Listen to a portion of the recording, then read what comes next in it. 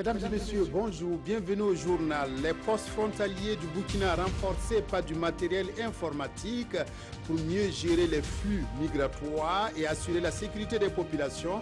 La démarche vient de l'Organisation internationale pour la migration OIM. Les personnes âgées seront mieux protégées au Burkina car l'Assemblée nationale a adopté hier le projet de loi portant protection et promotion des droits des personnes du troisième âge dans la continuité des actions menées depuis 2002. Du matériel informatique pour l'équipement système d'analyse des données et des informations migratoires a été remis hier au ministère de l'administration territoriale, de la décentralisation et de la sécurité intérieure.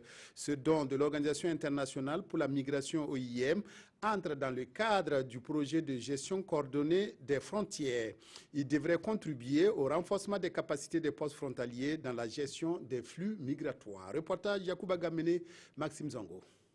D'un montant estimé à 120 millions de francs CFA, ce don est composé entre autres de matériel informatique et d'antennes satellitaires VSAT destinées à l'amélioration des procédures de gestion des migrations. Nous ne pouvons que dire merci au Japon, merci à l'OIM qui, grâce à ce geste, nous permettent d'envisager l'avenir avec plus de sérénité. Financé par le gouvernement du Japon à travers l'Organisation internationale pour la migration OIM, cet appui entre dans le cadre de gestion coordonnée des frontières terrestres Niger, Mali, Mauritanie, Burkina. Le Burkina Faso fait partie d'un certain nombre d'organisations régionales, dont la CEDEAO qui favorise la libre circulation des personnes. Mais nous voulons justement nous assurer, sur demande du ministère de la Sécurité, que justement le pays bénéficie d'un certain nombre d'actions facilitant, promouvant la sécurité donc de ses frontières. Les États du Sahel sont malheureusement faiblement équipés pour bien gérer leurs frontières et répondre à ces menaces. Alors, dans ce contexte, le Japon a décidé de soutenir le projet de l'OIM. Dans un contexte marqué par la recrudescence du terrorisme, l'objectif de cet appui est donc de contribuer au renforcement de la capacité opérationnelle des agents sur le terrain et partant à la sécurisation et à la stabilité de la région du Sahel. Parti en mission de la paix en République centrafricaine, l'officier de police Yvette Boni-Zombré ne s'est pas contenté de séparer les belligérants. Elle a mené des actions en faveur du genre qui ont été récompensées par un prix décerné par les Nations Unies. La policière burkinabé a reçu son prix à Barcelone, en Espagne, le 9 octobre dernier et son retour hier à Ouagadougou n'est pas passé inaperçu. Frédéric Etienne Bassenga.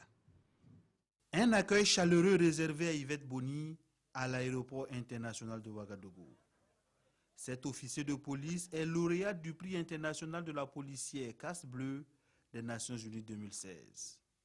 Un prix qui lui a été décerné le 9 octobre dernier pour service rendu en faveur de la promotion du genre dans le cadre de la MINUSCA, la mission des Nations Unies multidimensionnelle intégrée pour la stabilisation en République centrafricaine. Nous avons mené des activités dans la promotion du genre, on a mené des activités, on a accompagné les femmes centrafricaines à pouvoir reconstruire la RCA dans un climat de sécurité et de paix. On a travaillé à leur redonner confiance, travaillé à sortir de leur situation de précarité. La commissaire Boni est le premier officier de police du Burkina à recevoir ce prestigieux prix. Un prix qui donne des ailes à la lauréate désormais engagée à défendre la cause du genre dans cette mission onusienne. Ce prix, elle l'a dédié à sa mère, décédée le 1er octobre dernier.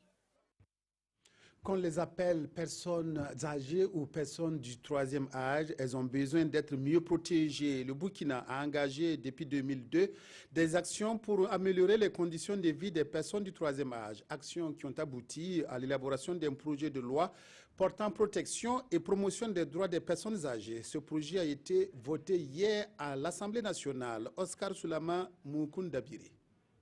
À l'unanimité des 95 votants, les élus nationaux ont porté leur voix en faveur de la protection et de la promotion des droits des personnes âgées.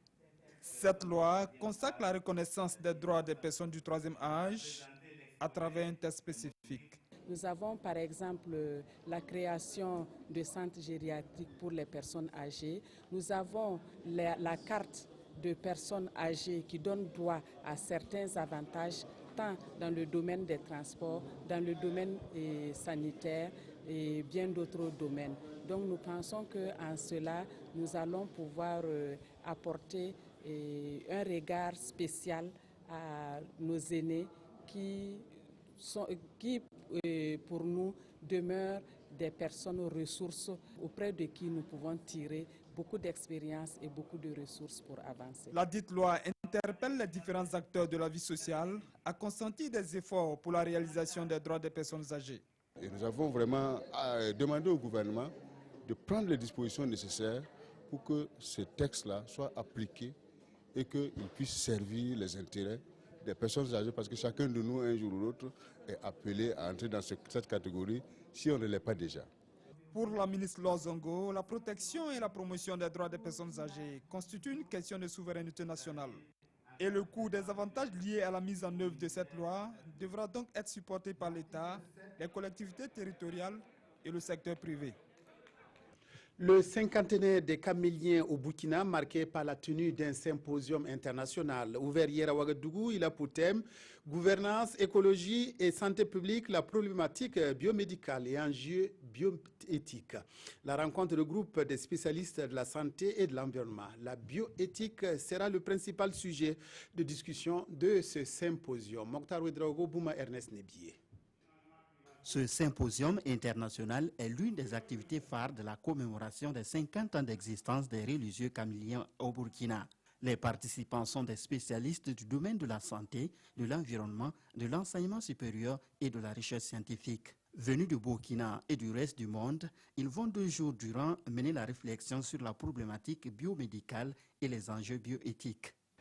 La bioéthique, c'est l'ensemble des règles pour mener des recherches qui concernent la vie, donc au sens large, parce qu'il ne faut pas aussi faire la recherche et laisser des monstres se développer ou perturber même la société humaine, parce que si on produit des enfants artificiellement dont on ne connaît ni le père ni la mère, etc. Donc il y a beaucoup de problèmes de bioéthique. La question de la dégradation de l'environnement serait au cœur des débats. Un phénomène dû au changement climatique et à l'action de l'homme. L'homme doit agir pour freiner la dégradation même de la nature, pour la préservation de la nature, pour la conservation de la biodiversité et lutter contre la désertification. Il s'agira pour les participants de faire des propositions concrètes pour la sauvegarde de la planète. Les recommandations issues des travaux sont bien attendues par le gouvernement burkinabé. Elles seront transmises immédiatement au ministère en charge de la santé, de l'enseignement supérieur et celui de l'environnement.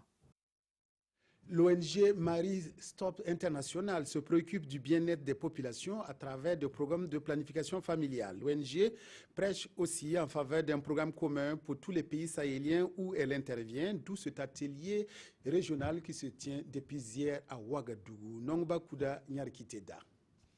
Ces 26 représentants de Marie Stop International Sahel veulent conjuguer leurs efforts pour un meilleur service de planification familiale. Venus du Mali, du Niger, du Sénégal et du Burkina Faso, ils ont 2 jours pour discuter du nouveau visage à donner à cette organisation non gouvernementale.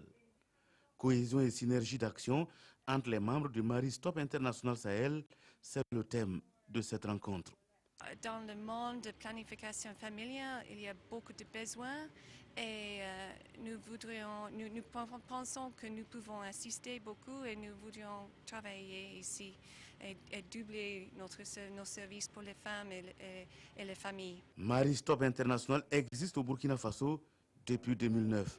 Et en 2015, ce sont plus de 140 000 Burkinabés qui ont bénéficié de ces prestations en planification familiale. Nous sommes en train de mettre en œuvre actuellement un canal innovateur, c'est-à-dire des MSD, c'est des sages-femmes qui sont dotées de toute la logistique pour aller prester là où cela est possible, là où les femmes se trouvent les méthodes de planification familiale de leur choix et de leur apporter les conseils nécessaires en réalité en vue d'une sexualité, d'une vie procréative saine et responsable. Marie-Stopes a mis en œuvre il y a déjà 3 mois un numéro vert. Ce numéro c'est le 80 00 12 07. Marie-Stopes International œuvre dans la défense des droits fondamentaux des femmes et des couples à décider librement du nombre et de l'espacement de leurs enfants. Formation des chefs de juridiction et greffe autour du management du personnel, une formation qui permettra aux magistrats d'acquérir des comportements qui inciteront les justiciables à fréquenter les juridictions, une démarche qui participera à la construction d'une justice crédible, accessible et indépendante. Souleymane Sanou, Zalissa Sanfo. Lever les barrières pour ouvrir les portes de la justice aux justiciables. Les magistrats s'y étaient engagés à travers le pacte de renouveau de la justice. Ici, nous sommes à une étape qui mène vers le respect de cet engagement. Il s'agit de former les chefs de juridiction et les greffes sur le management du personnel. Dans le pacte pour le renouveau de la justice, il y a l'accessibilité financière, mais il y a aussi l'accessibilité psychologique. Et cette formation va permettre justement de donner des rudiments aux chefs de juridiction et de greffe pour avoir ce comportement-là qui va encourager les justiciables à aller vers les juridictions. Convaincu qu'à travers les remous sociaux, le peuple burkinabé a exprimé clairement ses attentes vis-à-vis de la justice, la coopération française accompagne cette initiative. L'un des piliers de cette véritable démocratie sur le long terme, c'est justement d'avoir une justice qui fonctionne à votre profit, à vous, tous les citoyens burkinabés. Et pour cela, il faut que vous ayez confiance en ce système. Ce sont des experts français et burkinabés qui vont partager en 48 heures leurs connaissances avec ces magistrats. Et après Ouagadougou, ce sera au tour des chefs de juridiction de Bobo Dioulasso de se mettre autour de la table pour revisiter leurs connaissances pour le renforcement d'un état de droit. Les 10 lauréats du concours national de programmation informatique ont pu se mesurer à des concurrents d'autres pays africains. Ce concours vise à détecter de jeunes génies en informatique. Les Burkinabés ont encore du chemin à faire en la matière puisqu'ils n'ont occupé que la 17e place. Urbain Sommet, Vincent Tiendrebego, Issa Lankwande. Ils sont des étudiants en informatique concentrés sur un exercice de programmation informatique. Depuis le campus de l'université Joseph Kizerbo de Ouagadougou, ils participent ainsi à un concours régional qui se déroule simultanément dans une douzaine de pays africains. Une initiative de MAPCOM, un groupe informatique de l'espace UEMOA, avec l'appui de la firme américaine IBM. L'objectif, dénicher des génies informatiques au sein de la jeunesse estudiantine. Ce concours a été organisé pour mettre en lumière le génie informatique burkinabé. Il faut rappeler qu'il y avait déjà une première phase qui était la phase nationale, le concours national de programmation. Et à l'issue de cette phase nationale, les 10 meilleures équipes ont été retenues. Ce sont ces meilleures équipes qui ont eu à participer à ce concours régional de programmation. Au résultat, c'est ce trio qui est arrivé premier au plan national et 17e au plan régional. Ils ne pourront donc pas poursuivre la compétition comme leurs concurrents sud-africains, arrivés premiers. Mais ils ont mérité des encouragements. Je suis vraiment très contente, je suis heureuse d'avoir participé à ce concours, même si on n'a pas pris la première place sur le plan de l'Afrique, mais néanmoins, on s'est frotté à d'autres pays, à d'autres étudiants, et puis on connaît à peu près notre niveau. Le problème à notre niveau, c'est qu'on ne s'est pas suffisamment préparé. Ce concours de programmation informatique est une compétition mondiale visant à offrir aux plus méritants l'opportunité de participer à des grands projets informatiques. Le projet Éco-Village fait son petit bonhomme de chemin. Ce sont des modèles de développement à la base qui nécessitent l'implication des acteurs du développement. Ceux du plateau central se sont retrouvés mercredi dernier à Zignaré pour désigner l'éco-village de leur région. Césaire Carfo, Mounira Kéré. Les éco-villages, une approche de développement rural intégrant l'harmonisation de l'écologie et de l'économie. D'ici la fin de l'année 2016, 13 éco-villages seront expérimentés à travers le Burkina et à Zignaré, acteurs de l'administration publique et privée, ONG, organisations communautaires et autres partenaires stratégiques se concertent. La mise en place de ces éco-villages va permettre aux populations de s'approprier toutes ces problématiques-là et voir quel est le rôle que l'environnement peut jouer justement dans la durabilité, dans la lutte contre la pauvreté et puis l'atteinte de la sécurité alimentaire. En tout, 2000 éco-villages doivent être opérationnels durant le programme présidentiel de 2016-2020. Cependant, pour être désigné village modèle, il faudra intégrer dans son processus de développement les aspects économiques, environnementaux et sociaux. Dans un éco-village, lorsque on s'engage donc à produire, on va tenir compte de l'environnement. Dans tout ce qu'on va faire, on va veiller à ce que ce soit l'homme, le bien-être de l'homme qui soit au centre. Or, on ne peut pas faire le bien-être de l'homme si on ne prend pas en compte ces trois dimensions, la dimension économique, la dimension sociale et la dimension environnementale. Ce cadre régional de concertation a bénéficié du soutien financier de l'ONG Initiative de la Grande Muraille Verte pour le Sahel et le Sahara. Après Zignari, les concertations se poursuivront dans les autres régions du pays afin de désigner les 12 autres villages pilotes du Burkina. Un détour par l'actualité internationale, il s'agit de ce drame survenu en Inde, un incendie dû à un court-circuit survenu dans un hôpital à l'est du pays. Le bilan qui pourrait s'alourdir dans les heures qui viennent fait état de 19 morts. Draman Guéné. Au moins 19 personnes ont péri hier dans un incendie d'hôpital en Inde. Plus de 40 patients ont été pris au piège du feu. L'incendie serait provoqué par un court-circuit dans cet hôpital de Bhubaneswar à l'est de l'Inde. Plus de 100 patients ont été transférés d'urgence dans un autre hôpital. De nombreux autres sont dans un état critique et le bilan des morts pourrait connaître une évolution selon l'AFP.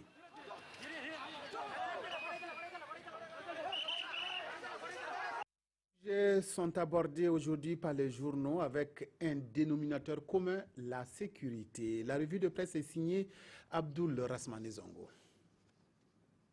La récente barbarie à Intangom et à Pau rappelle tristement que la sécurité est en insécurité, les populations avec.